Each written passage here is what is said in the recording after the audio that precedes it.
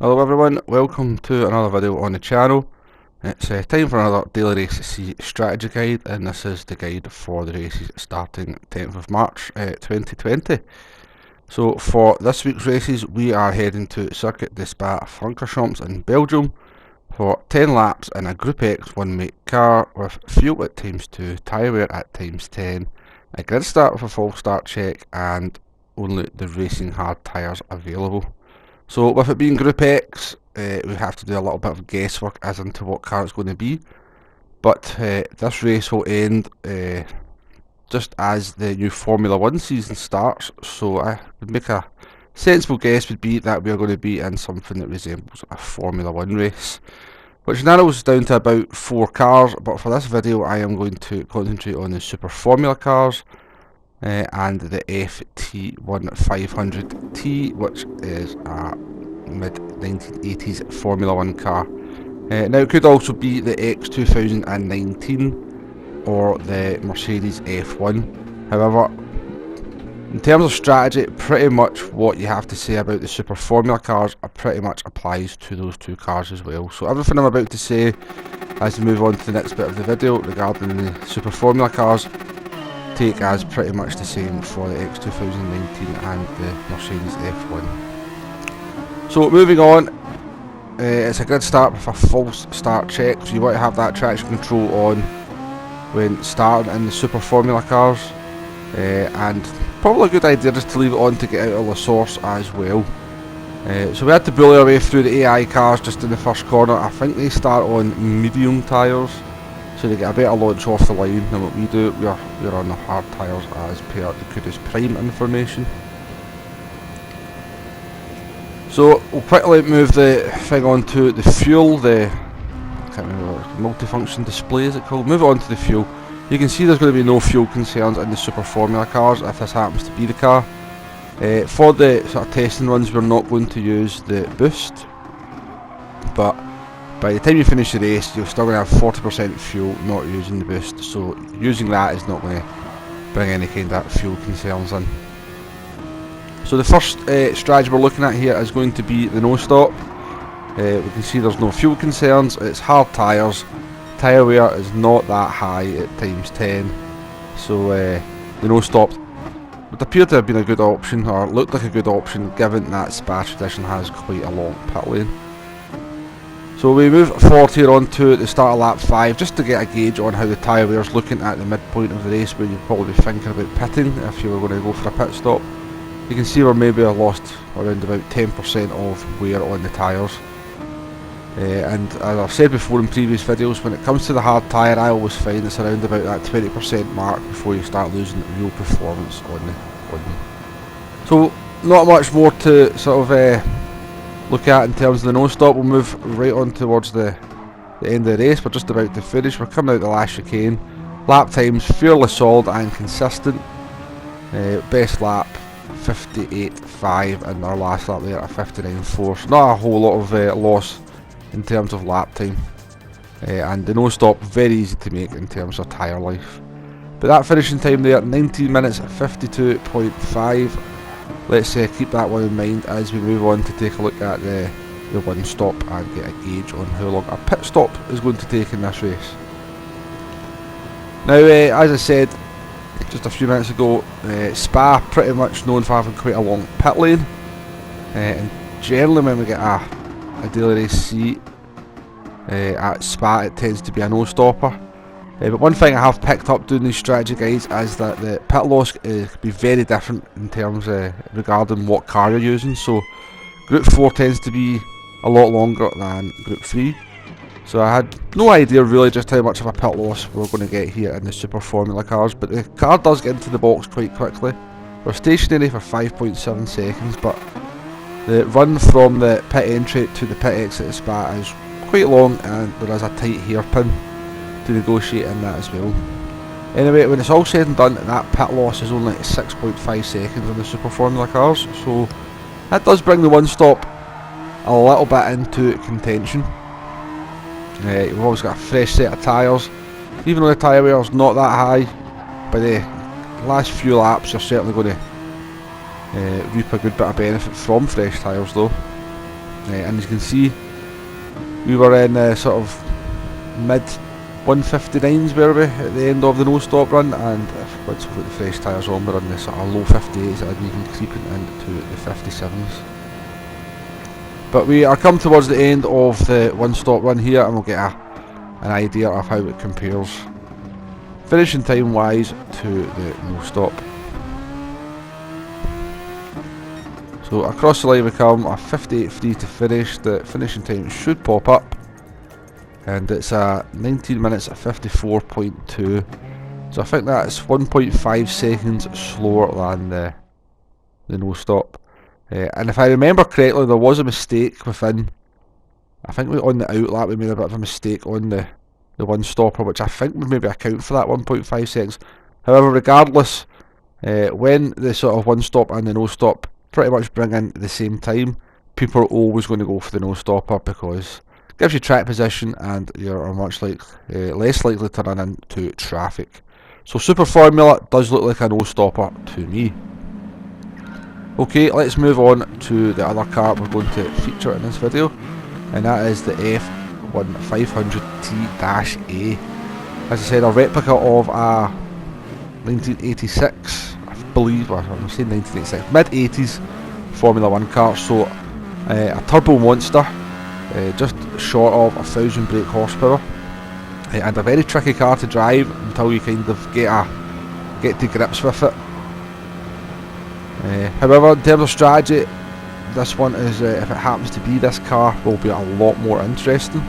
As we flick through to the fuel gauge, you're going to see that obviously a 1986 Formula 1 car with a massive turbo engine consumes a lot more fuel than a modern open wheeler, or even a modern Formula 1 car, I guess. And you can see we're only good for about 5.5 laps driving the car normally. Also, we're putting a lot of power down through those rear wheels, so we're going to probably suffer worse rear tyre wear than the Super Formula cars.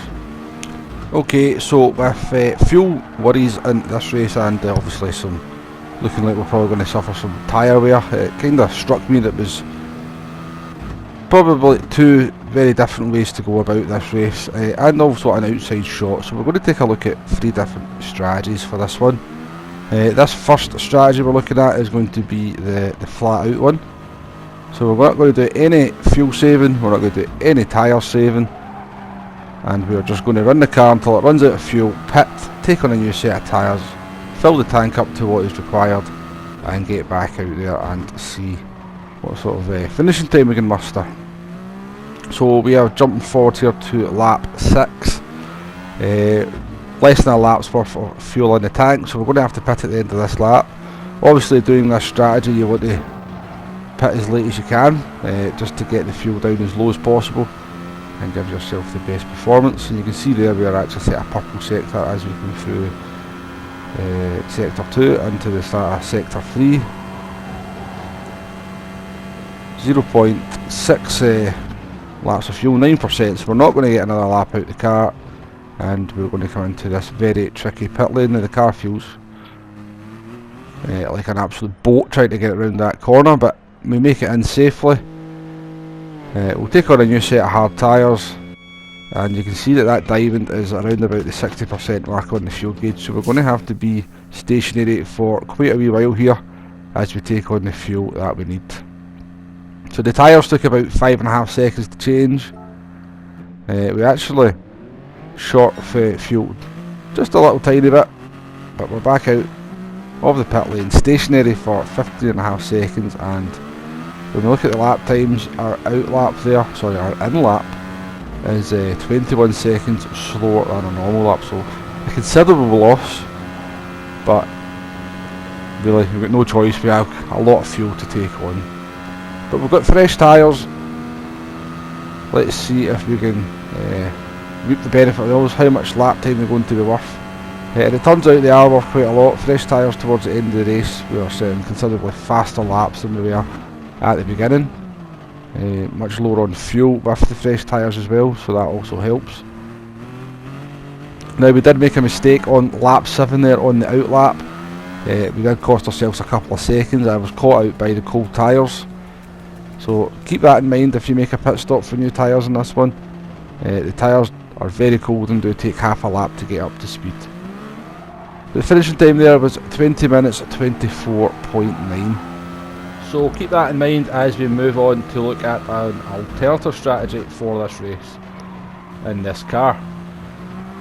So this second run that we're going to do is it's quite similar. It's going to just be a one stop, but on this occasion we are not going to take on any new tyres, and we're going to try and save a little bit of fuel to shorten that pit loss as much as possible.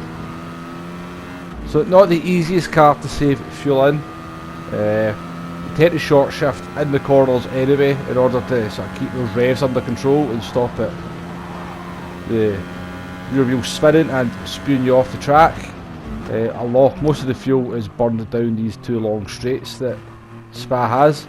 Even so, we have managed to save a lap's worth of fuel over the first run, so we're pitting at the end of lap 7 rather than the end of lap 6 as we did previously. So into the pit box we come, no new tyres, we're just going to wait till that fuel gets to the diamond and just beyond, and out we go. So first run we were stationary for 15.5 seconds, this run we are stationary for 8.3, so quite a big saving, most of which comes from the tyres, but we've also done a better job on the fuel, so a little bit of saving on the fuel as well. So this run was looking quite promising up to this point. I was quite confident we were up on the first run, but we are about to find out one of the dangers that comes from not changing the tyres. So on the blast down to Le Combe we come, lap 10, last lap. Everything looking pretty normal, but as we come out the second part of Le Combe, we get on the power just slightly too early. The car says no thank you, rear tyres give up grip, and we end up in the kitty litter. And as I said, this is the danger of this strategy. I guess at this point we're on tyres that have done about 95 laps if we take the tyre multiplier into account. Anyway, we soldier on. I wanted to leave that in the video just to sort of highlight the danger of this strategy on those tyres. But that lap did cost us about 10 seconds. So if we take that into account, that finishing time would be 20 minutes 21.7, which is a little over 3 seconds faster than the first run we did. Now before we go on to sort of talk about those two strategies a little bit more, I wanted to rule out the no stopper fuel saving strategy for this one, because very often that is the way to go at Spa. However, the fuel saving required in this car to try and get 10 laps out of it without stopping is just far too much to make it a viable strategy. We're giving up 2 seconds a lap over the first two runs, purely because we have to sort of run the fuel mix at around about, well, I had to sort of put it into fuel mix 3 very early on, and even then we still didn't have enough fuel to sort of do the last 2 laps competitively. So the non-stop there, I think it's 20 minutes 36 it comes up, even if we were to save 10 seconds, it's still putting us 4 to 5 seconds slower than the first 2 runs. So let's rule out the no-stop fuel saver. People will be glad to hear that's not the way to go. And yes, you can see from that, let's rule that out. So going back to the sort of first 2 strategies we ran in the F1 500T. Once we sort of take everything into account, if we sort of eliminate the, well, both runs had a mistake. The flat out run had a mistake that cost about 2 seconds on the out lap, and don't change the tyres run had a mistake that cost us 10 seconds. So if we were to actually eliminate both of them, then both strategies come in very, very similar in finishing time. So I think it's a little bit of a case of pick your poison, whether you want to run flat out and change the tyres and take on whatever fuel you need, or whether you want to be a little bit more conservative and avoid changing tyres and take on a little bit less fuel. Both strategies seem absolutely competitive. So So as I said, a case of picking your poison. I'm leaning slightly towards the don't change tyres and save fuel. I think that one probably more likely to give you track position. But as I said, it's good to see that there is actually different ways of doing this one. And that is of course all assuming that this happens to be the car that we're running. Obviously if I sort of wake up on Monday morning and see it's not the F1 500T or the Super Formula, then I've wasted about 3 to 4 hours of my life making this video. But I have learnt some stuff, so not all completely wasted. If it happens to be the X 2019 or the Mercedes F1, then as I said earlier in the video, take what we said regarding the Super Formula car and just apply it to that, because I did do some brief testing with both of them and it's pretty much the same situation. No fuel concerns for either of those cars. Pit loss is pretty much identical. Okay, hopefully there's been some useful information in this video to get you prepared for this race. I've enjoyed making it. It's been quite a blast driving both these cars around this track. If you like what I'm doing, please hit that like button, give me a little subscribe. I appreciate every single one of them. Feel free to leave a comment. I try my best to reply to all of them as I can, and I do usually get around to doing it. So thank you very much for watching, and I shall see you on the next one, and good luck in your races. Goodbye now.